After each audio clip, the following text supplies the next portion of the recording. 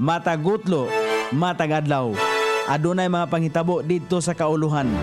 Panghitabo sa gawa sa atong nasod ug adunay mga panghitabo dinhi sa atong dapit. Mga panghitabo nga mo'y makapaikag sa katawhan nga mabinantayon sa lakat ug dagan sa panahon karon.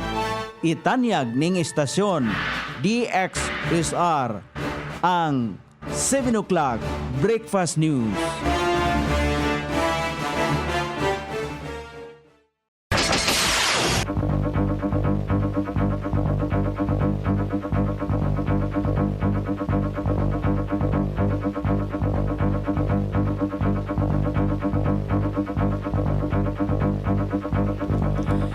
Higala, kumusta? May buntag Iligan, may buntag Mindanao, may buntag Pilipinas.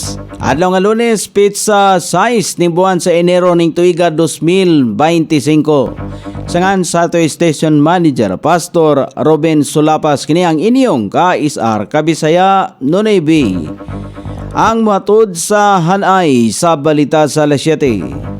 O karon sa uluhang tudling sa atong mga balita, sobra 12,000 ka negosyo kilaumang mulukat og permit karong tuiga.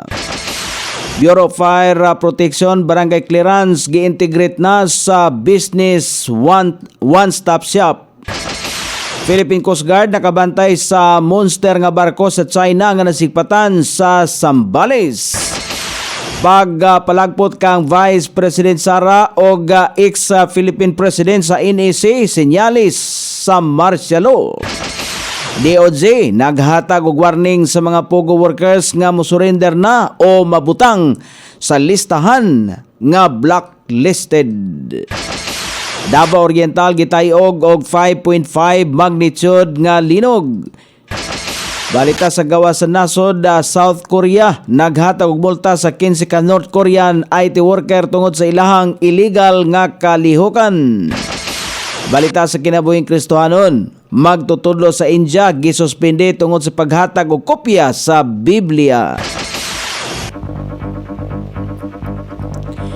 Kini ang uluhang tudling sa atong mga balita nga dalit kanato ning istasyon. DXSR 106.7 sa inyong FM dial.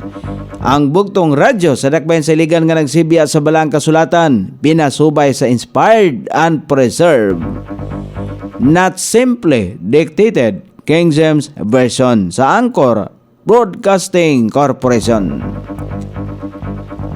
O karon sa kompleto nga detalye, ana sa 11,000 ka mga negosyo ang milukat og merenew sa ilahang business permit sa tuig 2024. Sumala pa ni Rodora Omlero ang head sa Business Permits and Licensing Office. Gilauman nga 12,000 ra kon 12,000 na ka mga negosyo ang moparehistro karong tuiga. Tibok tuig ang Business One Stop Shop ang paglukat sa business permit apan hangtod Enero 20, 2025 lang ang pagproseso sa walay penalty o surcharge. Gawas lamang kung muduso ang sangguniang panglungsod o resolusyon sa mag-extend sa application nga walay penalty.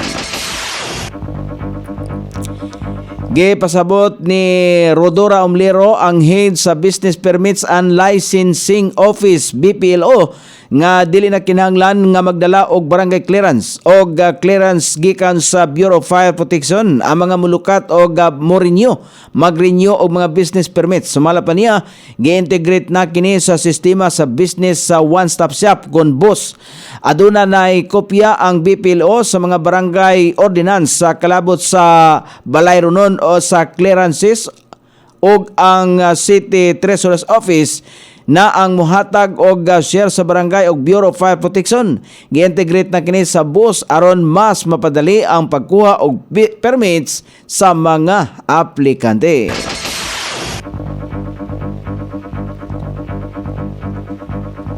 O karon sa balita sa kauluhan, hugot nga gimonitor sa Philippine Coast Guard ang aktibidad sa Chinese Coast Guard vessel 5901 o mas na ila nga monster ship human kining nga namatikdan sa may bahin sa Capones Island sa Zambales niadtong Sabado.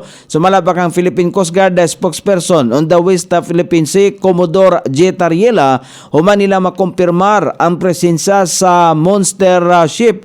Gilayon nilang gideploy ang BRP Cabra MRRV 4409 kauban ang duha ka helikopter sa bahin sa Capones Island.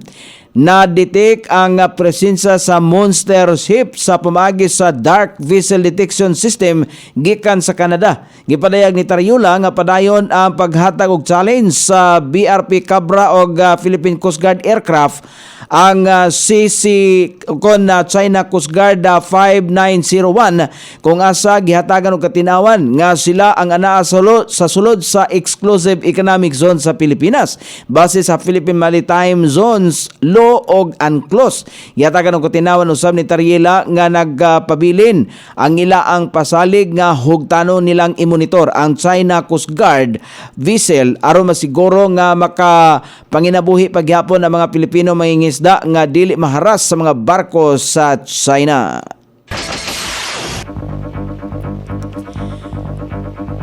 Kusganong nagpasidaan ang grupong maisog ngadto sa publiko nga mag-alerto sa lakang gipanghimo ni Presidente Bongbong Marcos sa kasamtangang kahimtang sa nasod. Kini human mapalagpot ni Marcos sila si Vice President Sara Duterte og ang tulo ka kanhi presidente isip mga miyembro sa National Security Council. Sumala pa ni Ben Contreras sa maong grupo nga mao usab gihapon ang gihimo kaniadto ni kanhi Presidente Ferdinand Marcos Sr. sa iyang Vice Presidente nga si Fernando Lopez. Kini tungod kay anaa sa kinaya sa Marcoses nga dili gusto nga malabuan rason nga pangitaan gayod og bikil ang mga tawo nga hayan mopanas kanila sa kasikat og impluwensya. Si Vice President Sara ang gipaubos sa daghang investigasyon o kasamtangang nagatubang sa impeachment complaint ubos sa mando ni Marcos ngadto sa Kamarabaha. Hisayran nga gidepinsahan sa Malacañang nga ang pagwagtang sa Vice Presidente og tulo ka ni Presidente sa Konseho ang paagi aron mas mulig-on kini apan na wala tuhoy sa daghang ihap sa mga katawhan sa nasod nga Pilipinon. Nagbilin og warning ang Department of Justice DOJ sa mga banyagang padayon nga nagtrabaho sa Philippine Offshore Gaming Operations kon POGO companies nga mo-surrender na sa mga otoridad kung dili sila gusto nga mabutang sa listahan sa mga blacklisted sa Bureau of Immigration. Sumala pa sa datos sa Bureau of Immigration aduna pay dili moubos sa 11,000 ka mga Chinese nationals ang padayon nga gipangita sa mga otoridad tungod sa dili nini pagpakita sa nahimong deadline sa ahensya nga angayan untang pagpalarga kanila niadtong Disyembre 31 sa nakalabang tuig. Lakip kini sa giwarningan sa DOJ tungod usab sa kapakyasan ini nga i-downgrade ang ilaang mga visa o nagpabilin pa sa nasod human ma-expire ang mga visang ilang gihuptan. Sumala pa kang Justice Secretary Jesus Crispin Remulla kining maong lakang sa DOJ mao ang kabahin sa paghihapon sa nahimong anunsyo ni Presidente Ferdinand Marcos Jr. nga total ban sa mga operasyon sa pugo sa nasod. Samtang padayon usab ang manhunt operation sa Bureau of Immigration ngadto kanila nga sa pagkakaron ang gikonsiderar na sa DOJ isip mga illegal aliens. Gitayog sa 5.5 magnitude nga linog ang pipila ka bahin sa Davao Region kagahapon sa hapon. Natagamtaman kini banda alas 5:16 sa hapon. Aduna kini gilalumon nga 127 kilometros og tectonic ang gikanan ini o resulta sa paglihok sa tectonic plates. Natumbok ang epicenter nini sa gilayong 90 kilometros sa bagatang silangang bahin sa Tarragona, Davao Oriental. Posible sumala pa nga masundan pa kini sa hinay nga pagtayog apan hinuon walay gilaumang kadaot sa mga apektadong lugar. O karon sa balita sa gawas sa nasod, gihatagan og multa sa South Korea ang 15 ka mga IT worker nga gikan sa North Korea tungod sa kabahin sila sa usa ka illegal nga cyber activity nga mao ang nagpundo sa nuclear o missile development. Sumala pa sa South Korea nga ang naasoyng hacker nagpahigayon og crypto thief. Diin sila nga mga IT worker ang naghimo og paagi nga mapunduhan ang nuclear program sa nasod gikan sa nagkalain-laing dapit sa kalibutan. Kini nga mga IT worker nagtrabaho sa North Korea General Bureau 313 diin gipadala sila sa laing dapit sa kalibutan aron nga mao ang magpadala og pundo padulong sa North Korean government. Ang naasoy mga IT worker nakataho nga mao ang nagbuhat sa 61% sa crypto theft alang sa tuig 2024. O karon sa balita sa kinabuhing Kristohanon, usa ka magtutudlo sa nasod sa India ang gisuspinde sa iyang gitrabahoan human nga nakaplagang naghatag og mga kopya sa Biblia sulod sa gift boxes nga giandam niya ngadto sa usa ka gatos ka mga magtutungha. Adunay mga ginikanan nga nireklamo tungod sa kopya sa Biblia nga nakalakip sa mga gift boxes. Tungod dinhi gisulong sa mga ginikanan ang magtutudlo sa tunghaan, gipreso o gipasakan og kaso. Nataho nga kasuhan ang naasoy magtutudlo tungod sa naasoy mga regalo. O karon sa kahimtang sa pagbanabana sa dagan sa panahon, ang hanging amihan ang makaapektar sa Northern Luzon, shoreline ang makaapektar sa Eastern Section sa Central Luzon ug Southern Luzon, ang Cagayan Valley, Cordillera Administrative Region, Camarines Norte, Camarines Sur, Marinduque, Oriental, Mindoro, Quezon, Aurora, Eastern Visayas, Caraga, Davao Region, Ilocos Region ug ubang bahin sa Central Luzon, Metro Manila ug ubang bahin sa Luzon, ubang bahin sa Visayas ug ingon man dinhi sa Mindanao. Ang makasinati gihapon sa madag-umon nga kalangitan, inubanan sa mga pagulan-ulan karong mga adlaw, epekto sa hanging amihan, shoreline, intertropical convergence zone o localized thunderstorm. Sukod sa temperatura, dinhi sa dakbayan silingan ang kabugnaon ana sa 24 ug ang kainiton mosangko sa 30 degrees sentigrado.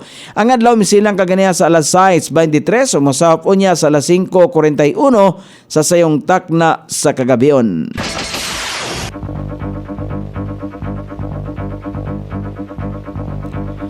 Inyong nabati ang kinatibuk ang hanay sa balita sa alas 7 nga dalit kanato ning istasyon.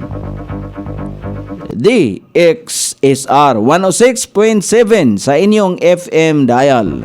Ang bugtong radyo sa dakbayan siligan nga nagsibya sa balaang kasulatan, pinasubay sa inspired and preserved, not simply dictated King James Version sa Anchor Broadcasting Corporation. Sangan sa tigsuwat sa atong balitang internasyonal o sa kinabuhing Kristohanon, pitjan sa balita lokal, Coney Island, sa ato station manager Pastor Ruben Sulapas, kini ang inyong ka-isar Kabisaya Nonibi. Magpasalamat og muingon, mayong buntag, Iligan.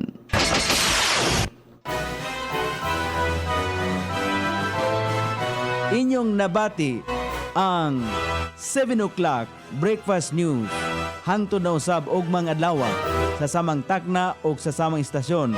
Daghang salamat sa iyong pagpaminaw ug maayong buntag.